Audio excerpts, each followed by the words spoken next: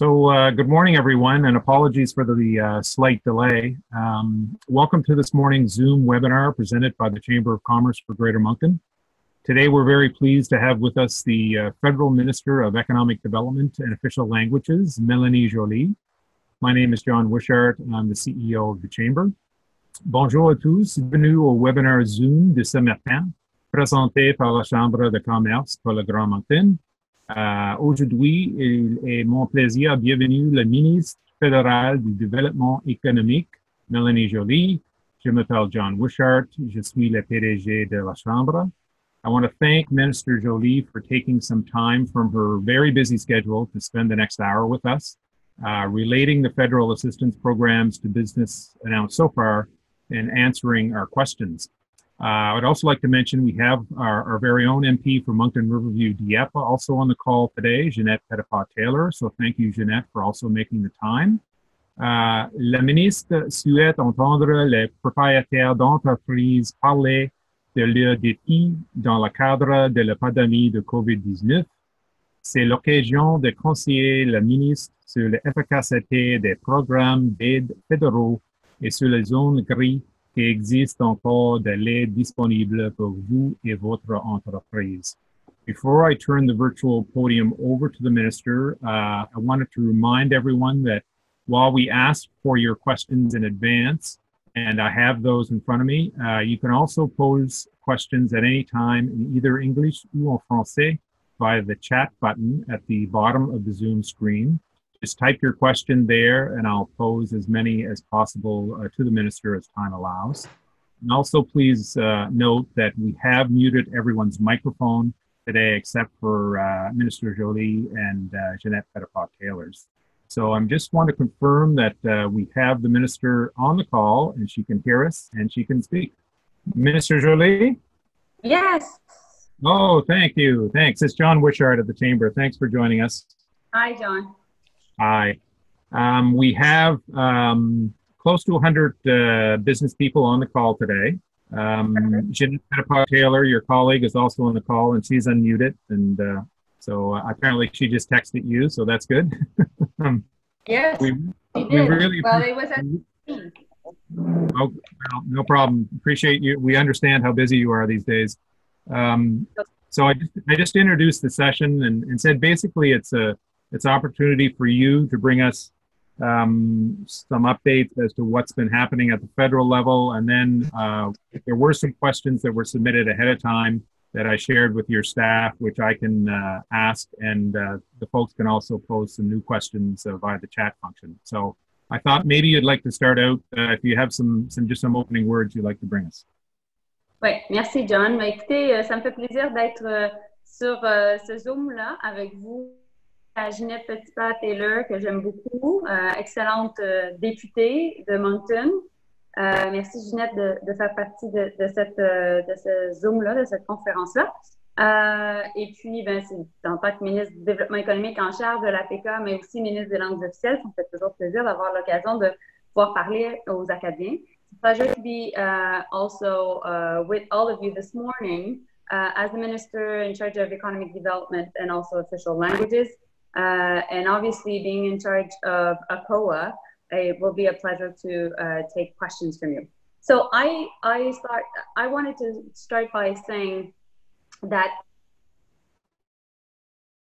is working on and kind of explain you what is the reading of the federal government at this point when it comes to dealing with the pandemic and particularly the economic consequences of it. So first point, obviously, it is always to make sure that we protect the health of Canadians. And quite frankly, this is our biggest economic measure because by making sure that people can follow the strict advice of our public health officials, we're actually flattening the curve. And by flattening the curve, we're making sure that the time that we are in self-isolation and social distancing is shorter, and therefore, we're also flattening the curve on an economic at an economic level. So that's the first priority. Second priority was for our government to make sure that we would be expanding massively the social safety net in order for people to be able to follow the advice from our public health officials, but at the same time being able to pay the rent or pay mortgages, or also putting food. At this point, the federal government, we didn't have time to create new programs. We just decided to use what was existing, knowing very much that our public service was teleworking like all of us today. And so we used EI and we expanded massively its definition. And it's now, the program now is known as the Canadian Emergency Response Benefit, CERB. And it's the famous $2,000 per month. So $500 over 16 weeks. And so I can take any questions regarding CERB. And also what we decided to do was to increase tax credits like GST tax payments. So many of you have maybe received some payments by the mail. We also increased the Canada Child Benefit by $300 and other different measures. And we made sure also that there would be some repayment, tax payment deferral in time. So that was for people. And then the third thing was our economic package. Le troisième pilier, c'était toutes nos mesures économiques, so our economic package. Now, what happened is at the beginning, the reading of the federal government was really that it was an issue in terms of a movement in demand. So the supply would be staying the same, but at the same time, the demand would maybe not be there for two months, maybe 3, but eventually sales would go back, revenues would be generated again, and therefore the most important thing was for the federal government to ensure that the banking system would provide cash flow, would provide liquidity that would really help the different cash flow of businesses.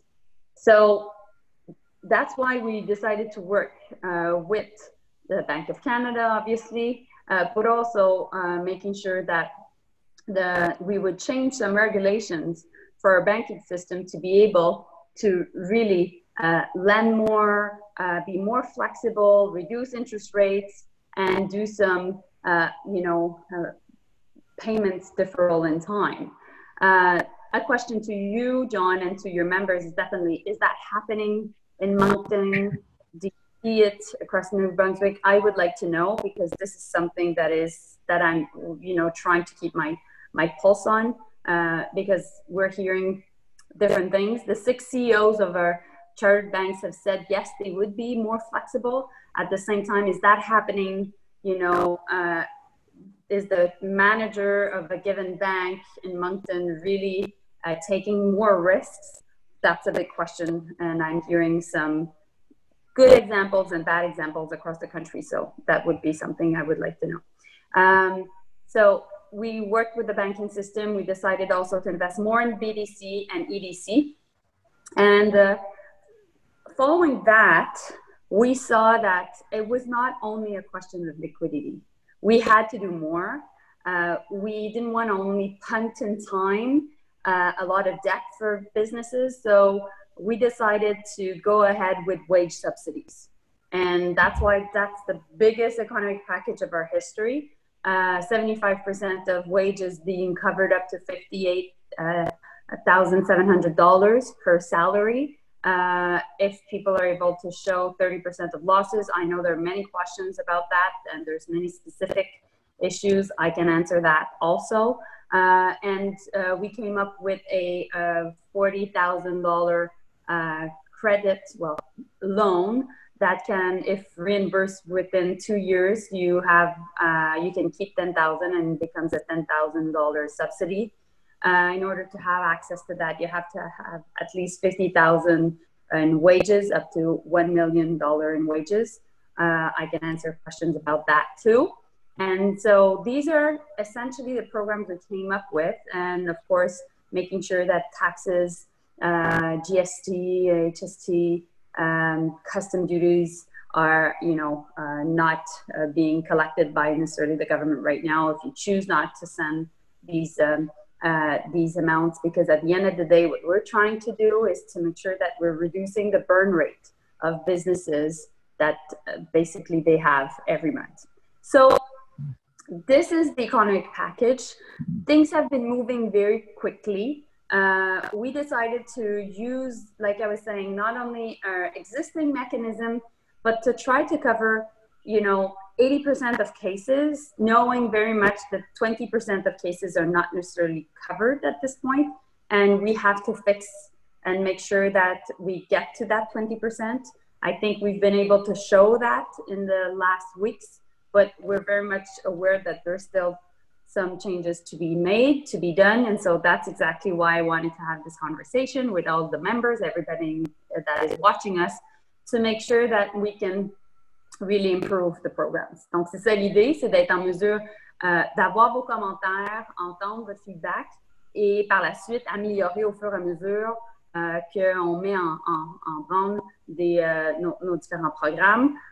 On sait très bien qu'il y a des choses à changer, qu'il y a des améliorations à faire et c'est certainement notre objectif que les gens puissent utiliser nos mesures parce que notre objectif, c'est que vous puissiez traverser le pont avec nous pour que, essentiellement, lorsqu'on se retrouve de l'autre côté de cette crise, que vous ayez, dans le fond, que votre entreprise ait survécu, soit sur des fondations, somme toute, solides, et puis que vous puissiez continuer à faire croître votre entreprise, avoir des bons emplois, puis employer les gens dans la région. Donc, ça me fait plaisir de prendre une question. It will be a pleasure for me to take questions. Thank you very much, Minister Joly. It is the Q&A portion now, folks. So if you'd like to click on that chat button to pose new questions, we do have several that were submitted ahead of time. Il est maintenant temps pour les questions et réponses. Veuillez cliquer sur le bouton chat si vous souhaitez poser une question. And I am just about to call up the questions that were pre-submitted. Okay, we'll just go in order here. The first question, Madame Ministre, is from Mark, who asks about the Canada Emergency Business Account. Is a great initiative, but because of how the qualification is structured, it leaves out many small businesses. The threshold of $50,000 in payroll means that all small business owners who declare business income versus salary or pay themselves via dividends rather than salary are excluded. Can this be fixed? So that's certainly something we heard about, and I'm taking good note of it. I'll be making sure to talk with the Minister of Finance and my colleagues about that. We've already made some change when it comes to the dividend portion. When you look at the CERB program, if you've received $5,000 of revenues in 2019 or since the beginning of 2020, and you lost your job, or basically you're closing the company, and you've been, if that sum of the $5,000 of revenues is dividends, you can have access to it. So at least if there's worst case scenario, you have access to CERB. But right now, through the wage subsidy and also the issue of the $50,000 loan, if you pay yourself into dividend, there's still a question that needs to be answered about that. So I'm very much aware of that. Okay. Our next question is one that we are increasingly hearing from our local business owners. It's from Kathy, who owns an indoor fitness, children's play area. She says, with the duration of the COVID-19 pandemic and state of emergency lasting months, working capital loans and wage subsidies are helpful, but not the total solution for New Brunswick local businesses. Paying rent with working capital loans results in stacking large amounts of debt against a company which they will not be able to recover from. For instance, her business is a 24,000 square foot facility, pays a large rent. Paying 3 to 6 months of rent with a loan would be devastating to our company. They employ 45 to 50 people and support tourism, etc. Local businesses need rent relief. Will there be federal or provincial assistance programs to help small and medium businesses with rent relief? Thank you. Well, in terms of rent, I think lots of provinces have decided to step up. So I hope that that will be the case in New Brunswick, because this is certainly something that is a bit more provincial. We try to work really through our wage subsidies and also served.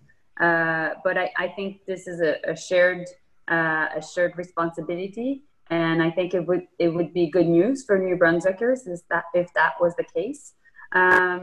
As for, and I'm very much aware that wage subsidies can be maybe more interesting for a company in the service sector, for example, because its biggest fixed cost is actually wages, people, rather than maybe in your context, Kathy, which is basically rent.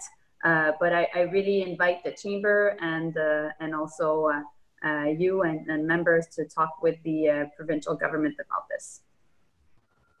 And I should let you know, Minister Joly, that a letter is on its way today, the CEOs of the 3 largest chambers in New Brunswick to the provincial government, asking for this sort of leadership. So we'll see what comes from that.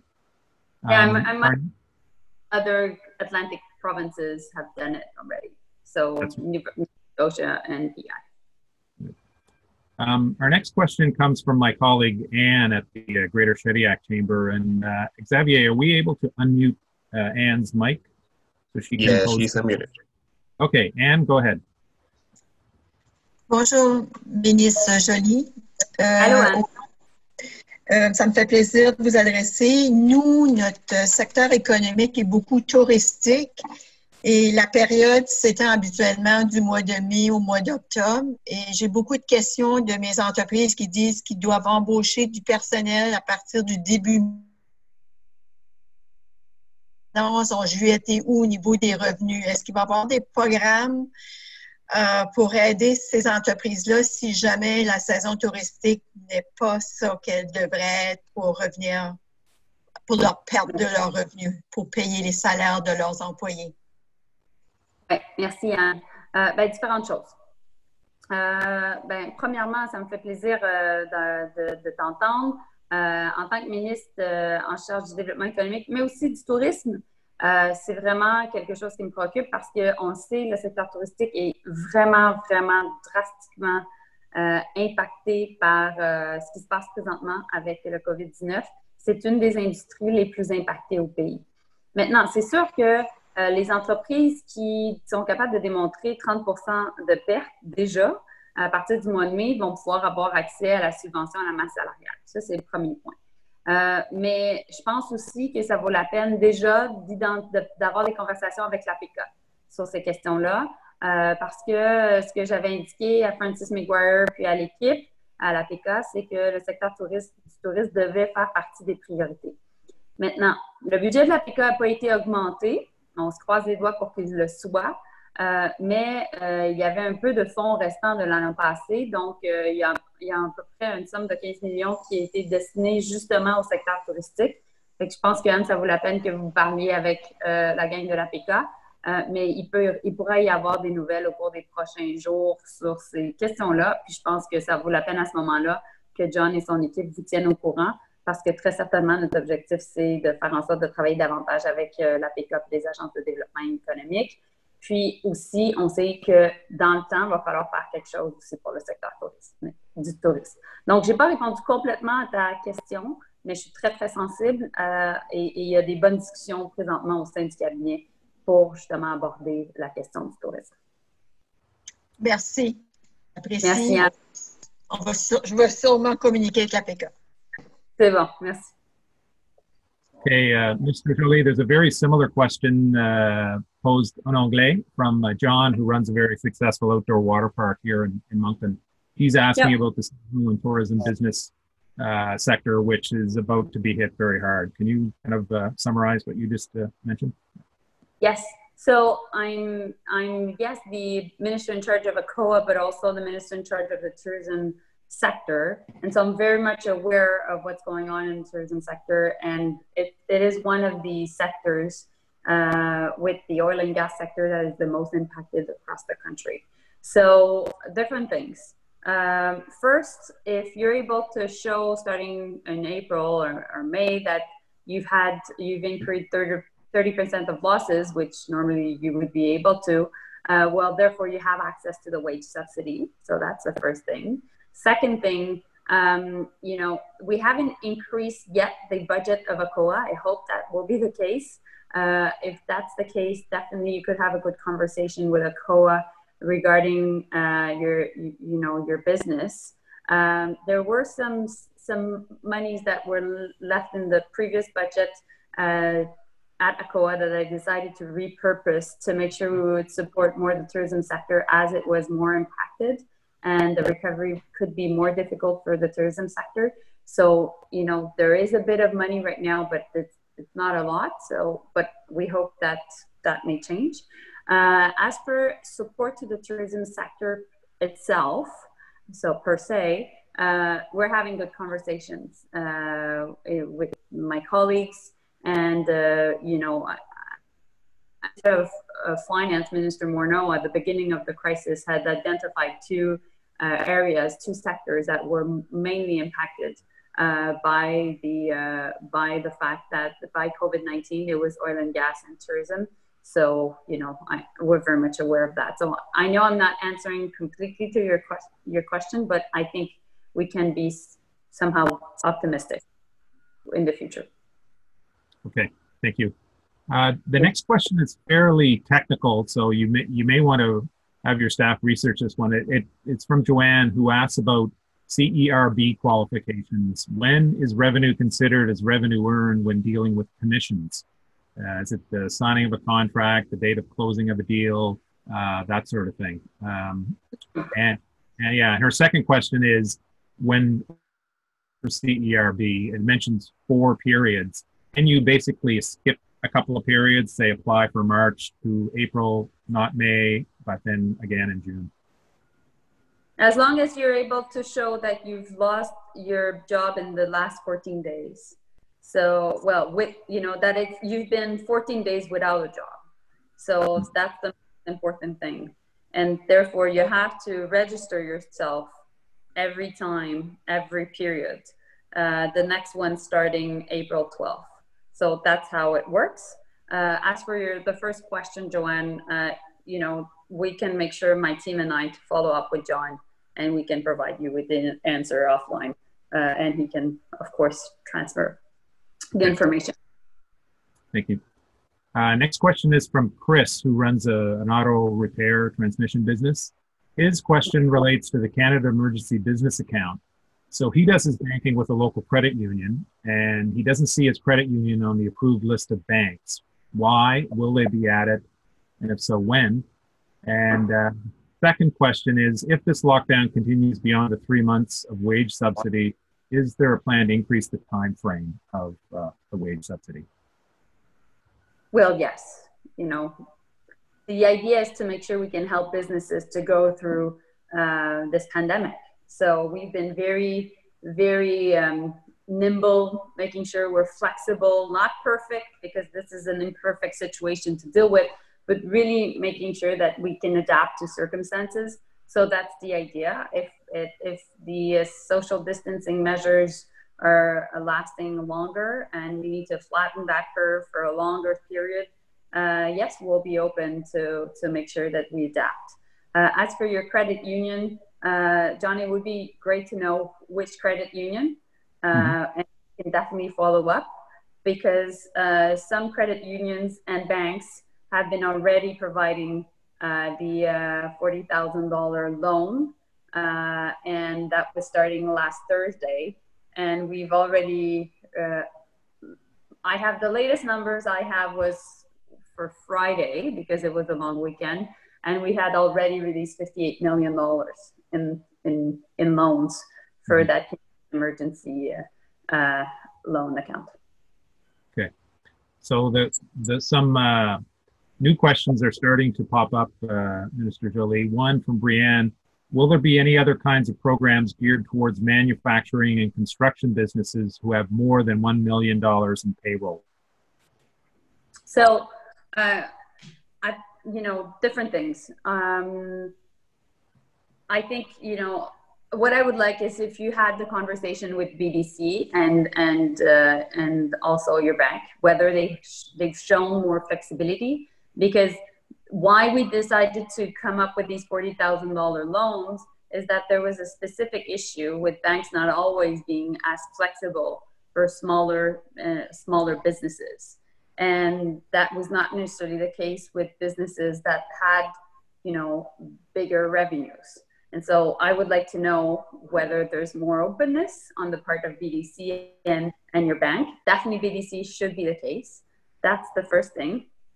Second thing is also, if you receive funding through a COA, we make sure also that payments could be deferred in time, and that the idea is that, you know, lots of loans which are zero, well, interest-free loans could be deferred in time. So it's worth it to speak with a COA. I know some of the members of the executive team of a COA are right now on this Zoom. Okay, let's see here. Question, how do you demonstrate a 15% or 30% loss in revenue if the business is billing out wages without laying anyone off? Okay, well, if you don't have any revenues, if you incurred, okay, so there's different things. You can show that you've incurred a 30% loss by showing that March 2020 to March 2019, you've had 30% of losses. Same for April, same for May. That's the first point. The other way you can do it is for March to be at 15% rather than 30%, and then April 30%, and then May 30%. You can also show, if you're you know, a new business, that when you look at January and February and March, well, over the year, you've lost 30%. So these are the three ways to show your 30%. You can also use either cash accounting or accrual accounting.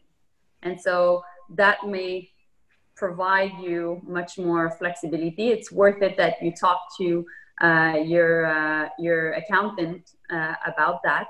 So these are the ways to have access to the wage subsidy. Obviously, if you've decided to lay off people because you were concerned of being able to pay them, you can rehire them since March 15th. Well, if you laid them off since March 15th, you can actually rehire them, and we will pay, the federal government will pay all the fees regarding the Canada Pension Plan, CPP, and also EI. So, and we'll pay that, all the fees, that 100% reimbursement. So it shouldn't cost you anything to rehire them. And so the idea obviously is to make sure you can rehire them because we want to keep that close relationship between employers and employees. And we think that will help us and help you when the recovery comes. Okay. Question from Francis. For nonprofit organizations, if membership dues are deferred several months but expected to recover at some point, are we still eligible for the emergency wage support? That's something that Chambers of Commerce would be interested in as well. So what we decided to do for non-for-profit is, if you're able to show that you're fundraising, so forget like any other government funding, federal or provincial, if you're able to show that you're fundraising, so usually it's events went down 30%, you have access to the wage subsidy. Okay. So helpful, John, for your team and all the other chambers of commerce. Right. Here's a quick follow-up question. I'm going to throw it in because it relates to that question about commercial rent. Would it be the federal government's position that rent subsidy support is strictly a provincial matter, or do you think there's some ability to maybe partner between federal and provincial governments on this? We know the issue of fixed costs is something we have to look at. We think also that you know, this is a shared responsibility, like I was saying earlier. Obviously, because of the history of ACOA, we've always worked a lot with, in terms of economic development with many communities. And if there are specific cases that you want to highlight, please contact your ACOA, team in Moncton. But definitely, it would be great for the province to move ahead on this. And if there are other gaps, obviously we'll be addressing them. We are very much aware that there are seasonal businesses that are, having trouble to have access to our programs, including the tourism sector. So that's why, we'll be looking even more at these types of industries going forward. Okay. Next question is from somebody who has a startup business. She says they don't qualify for the 75% wage subsidy.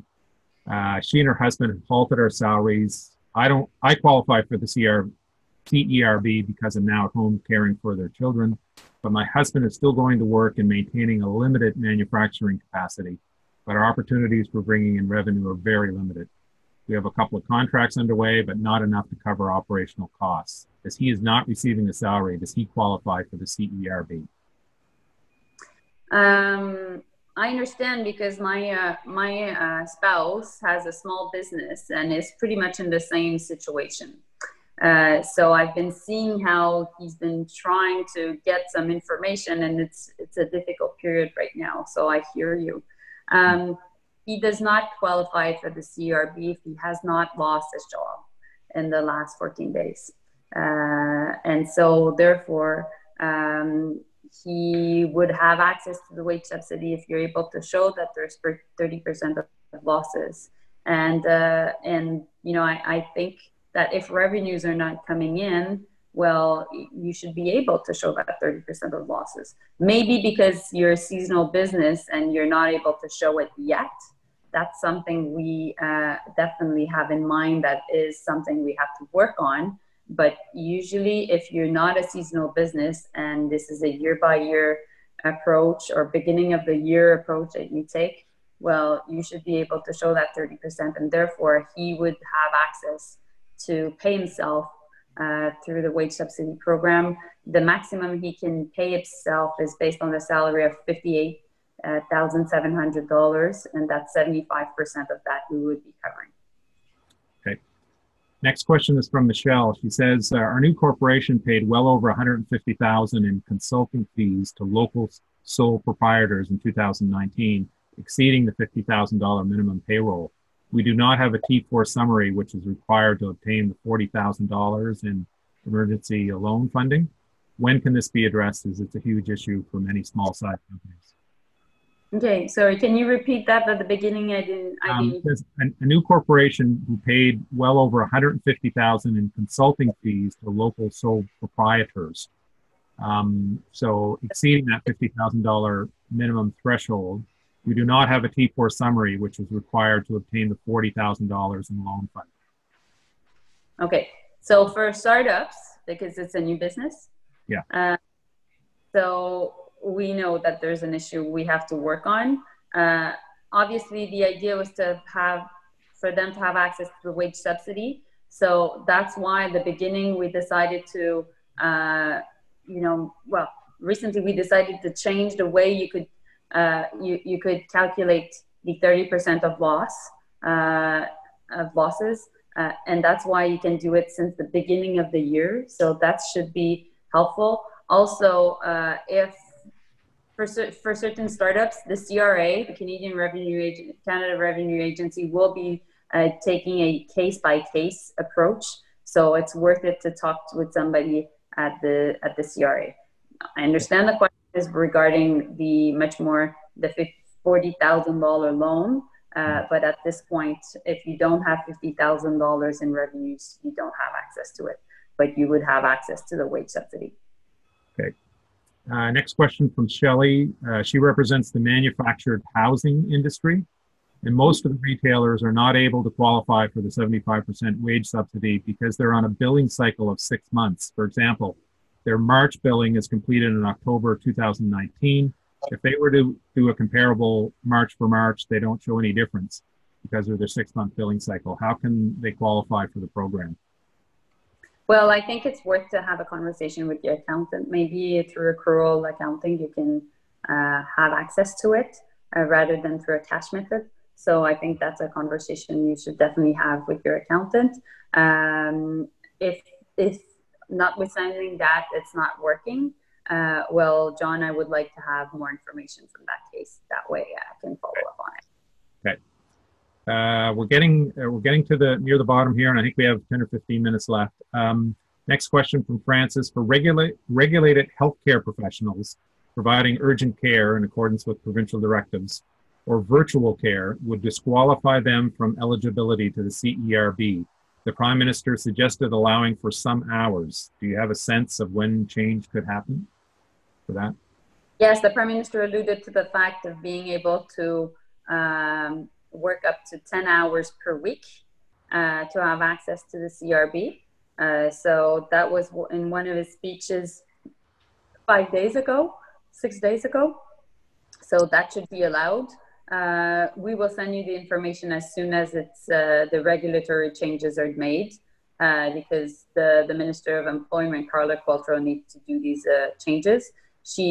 I know this is not in link with your question, but I think it's worth mentioning. She also mentioned over the weekend that she would be looking at the issue of seasonal workers and CRB. And so these changes must be done pretty much all at the same time. Okay. Question from Claude. What is the federal government doing for businesses that were planning to launch shortly? My launch is being jeopardized by COVID-19. What help could we get to stay on track to start and hire people? It's a good question. And I don't have an easy answer for you because right now, all the measures are there for businesses that have already taken the risks of being in business. So I understand there may be some expenses already made and revenues are not generated yet. I think this is worth having a good conversation with your bank and also a COA, because a COA supports a lot of startups through different incubators. So that's the best answer I can give you at this point. Mm-hmm.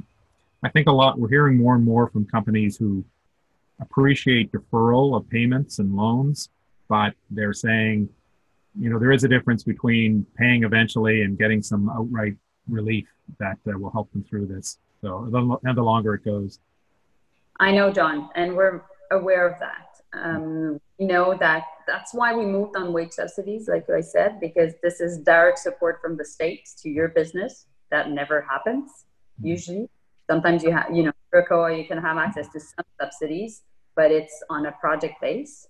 Now it's like a very wide program we decided to put in place.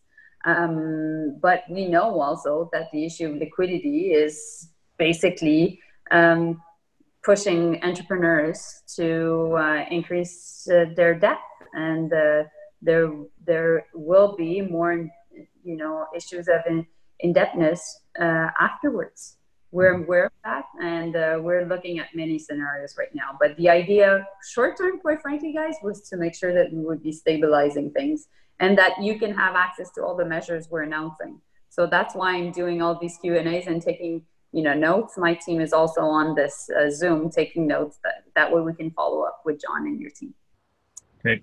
I've got a couple of questions from our chamber, Mélanie. First one is, what is the federal government's plan to ensure that the stream of immigrants who enter under the AIPP or any other stream is maintained or increased once the pandemic eases? Because this influx of newcomers is crucial to our workforce needs. Mm-hmm. Well, we already said that we would make sure that the AIPP Atlantic Immigration Pilot Program would become permanent. That was one of our main engagements in the context of the elections. Now, let's be frank. A lot of people also will be not having necessarily a job, and we will be working on making sure that people can have access to good jobs after this. So we will look at all of that when thinking of the recovery. Right now, what we want to do is to make sure that people can have access to a bank transfer or paycheck to make ends.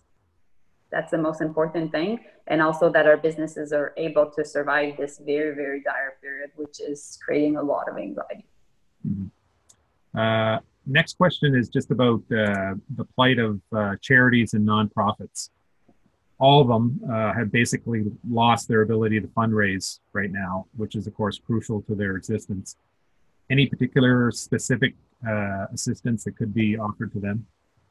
Well, like I was saying a bit earlier, they can show 30% of losses in their fundraiser. They have access to wage subsidy. So a lot of the non-for-profit sector is composed of people, and with non-for-profits have many employees. So the use of the wage subsidy will be definitely useful. It covers 75% of salaries up to $58,700, and we hope that organizations can provide the next 25%. But it's a hope. Right. Last question from me on the Chamber is regarding students. The government has announced an extension of the Canada Summer Jobs Program, but there are many students not employed through that program who will be delayed looking for summer work, or who are due to graduate but won't be able to find employment till maybe the fall. My understanding is these students don't qualify for the wage benefit. Will there be any other measures coming forward? So they qualify if they've earned $5,000 in 2019 in terms of revenues, or since the beginning of 2020. But we know that students that don't fall into that category are falling through the cracks. And the Prime Minister has mentioned that we would be looking at a way to help them out. Okay. And we'll take one more, and then I want to give you 5 minutes to sum up, Minister Joly. Okay. And I also should mention before I forget, one of the minister's staff has posted here to me privately that with his contact info, so all the questions that have been asked so far in the chat or ahead of time, we'll send to the staff, and we'll get some written responses or on those that we weren't able to ask during the Zoom, and forward those out to our members. So appreciate that. Let's see. Here's a question. Will there be a plan for sole proprietors? Most programs do not support this group. Still working not on payroll, not on EI. Well, sole proprietors so if you're self-employed and you lost contracts, therefore you have access to the CRB. So you have access to the $10,000 amount. You just need to register on the CRA account. And that's the best answer I can give you. At least you have access to that money, and that was not the case under EI before, so we changed that. Okay. So we have about 5 minutes left. So, Minister Joly, if you'd like to give some concluding remarks. Oui, ben écoutez, merci tout le monde pour vos questions. Je sais qu'il y a beaucoup d'anxiété présentement et je sais qu'il y a encore des réponses qui se font attendre. Mais en même temps, vos questions nous aident, nous, à identifier quelles sont les failles et comment on peut les combler. Donc, merci de participer, c'est très utile. Thank you all for participating in this. We know that there are still gaps and we need to mend them. And that's why through your questions, we can identify them and then talk to finance and talk with the different members of cabinet that can, we're working together to address these issues. I sit on the COVID-19 cabinet committee. We have meetings every 2 days, and we always address these issues, trying to be more flexible as possible. And my message to you is, the economy is based, yes, on direct input, supply, demand, but it's also linked a lot on confidence. It's based a lot on confidence. Even if you look at financial markets, how financial markets work, it is also 1/3 based on direct inputs, but 2/3 based on consumer confidence and emotions. So I really hope that we can work together to go through these times, making sure that you understand that we're there for you. You can reach out to a COA. We can, there are great examples of businesses that also have retooled in New Brunswick that are the pride of the country. And also, at the end of the day, if there are really problems that you're seeing and you're falling through the cracks, well, let us know, because the intent of the government is that everybody is able to have a decent amount to be able to pay rent, to pay mortgages, and to put food on the table, and also make sure that we are able to get out of this crisis stronger than we were. So keep it up. I send you a lot of strength and positive energy, and obviously have an amazing MP, Ginette Petitpas-Taylor, that is always, I'm convinced, there for you, able to answer questions and support you. Thank you, Minister Joly. Thank you for your time. And you're right, Ginette regularly reaches out to us at the Chamber to ask what we're hearing and some questions that need to be brought to the attention of the entire government. And I think it's really important that we keep these lines of communication open between all levels of government and business owners as we work through the crisis. I want to let our members know that our next Zoom webinar will be Thursday morning at 10:30, featuring Darren Duguay of Emotional Fitness. Next week, we're planning 2 more Zooms on the topics of leadership in crisis, and secondly, the importance of mental health for you as a business owner and for your employees. That's going to become increasingly important, I think, the longer this goes. So you can soon sign up for any of those upcoming sessions on our website. And if you have other issues or topics you'd like us to present, please let us know, and we will do something to get the right expertise in front of you. And I should mention that today's webinar was also recorded, so we'll add that to our growing library of Zoom webinars and presentations on our COVID-19 resources page on the Chamber website. Thank you again, Mr. Joly, for speaking with us today. Thank you, Ginette, for also joining us. And thank you to the nearly 100 business leaders who attended the call. Please stay safe. Merci encore d'avoir participé aujourd'hui. Bonne journée. We'll see you next time. Bye for now.